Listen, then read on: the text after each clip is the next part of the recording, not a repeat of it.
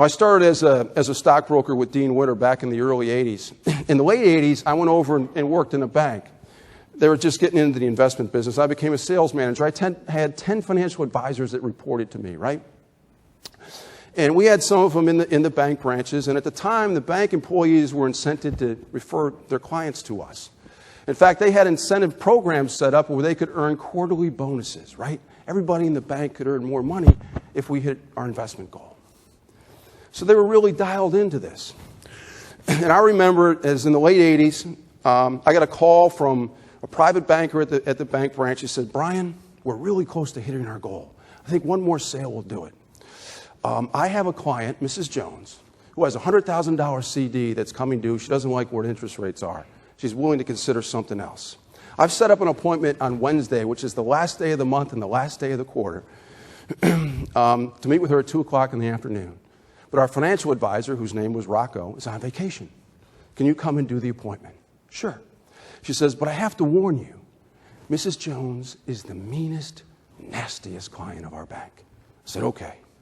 So I'm in Syracuse, New York in March. And I don't know if any of you have been there, but we have some pretty harsh winters, right? It's still the dead of winter.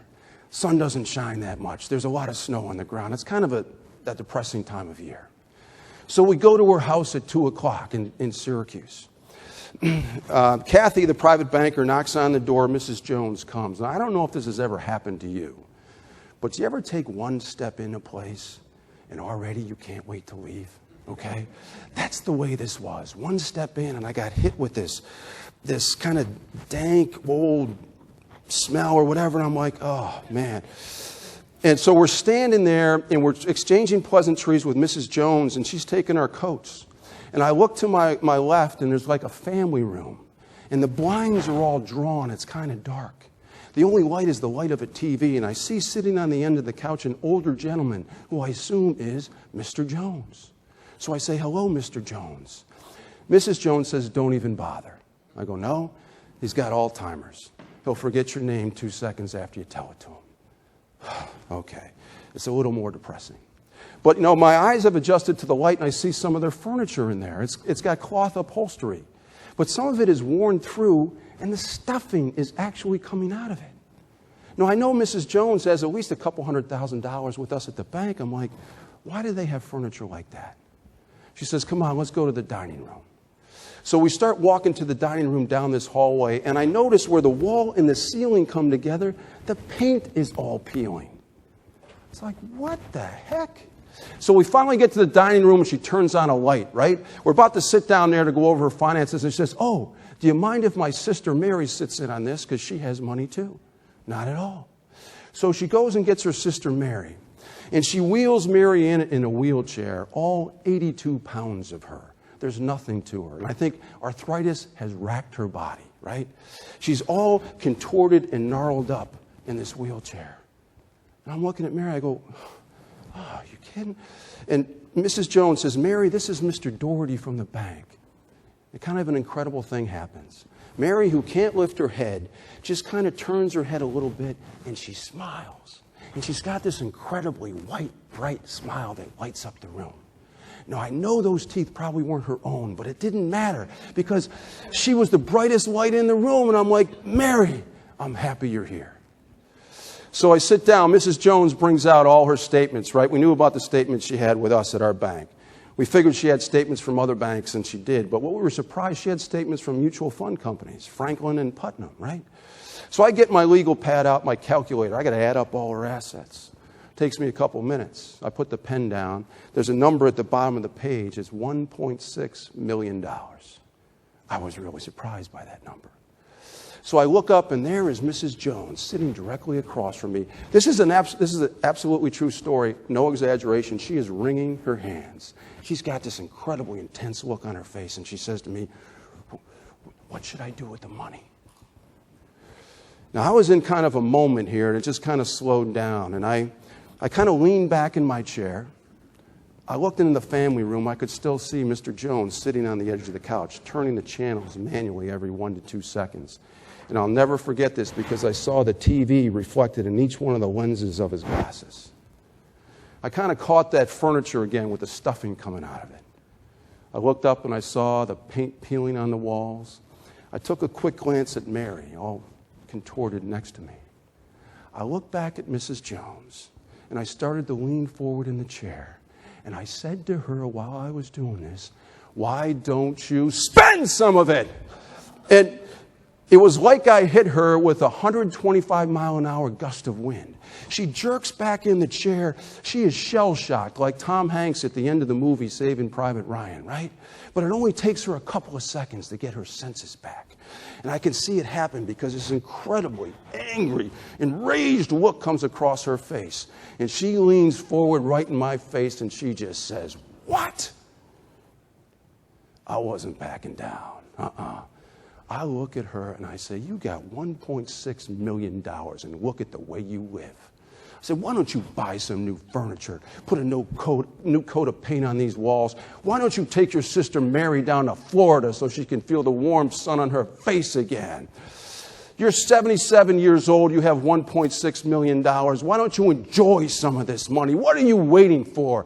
Why don't you spend some of it?"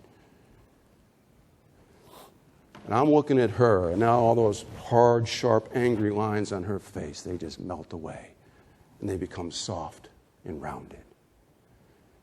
And Mrs.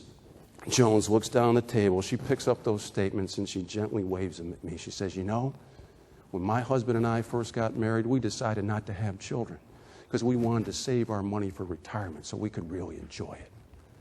Now look at him. He can't be out of my sight for more than 30 seconds. He's been like that for almost 10 years.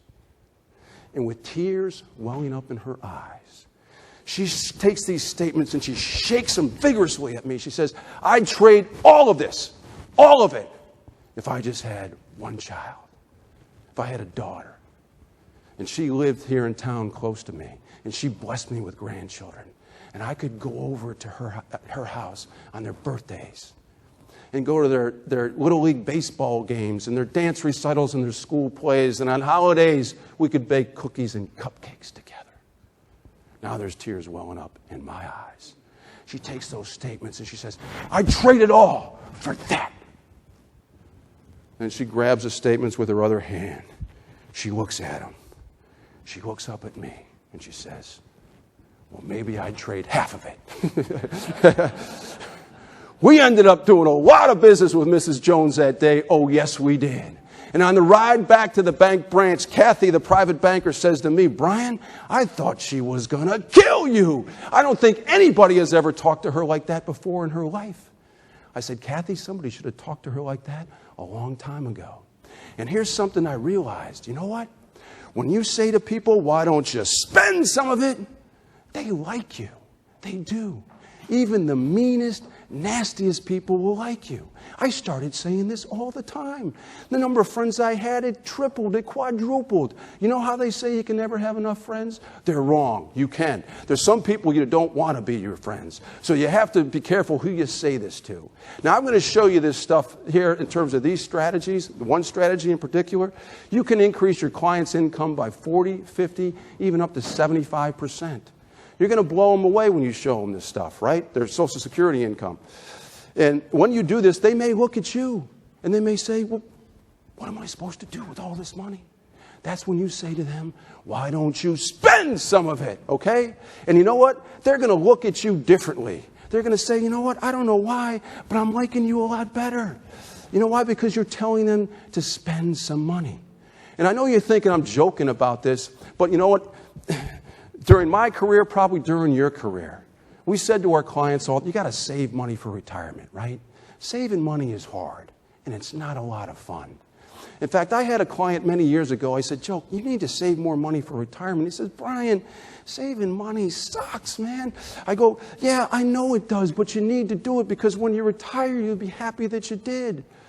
Spending money is easy, and it's a lot of fun.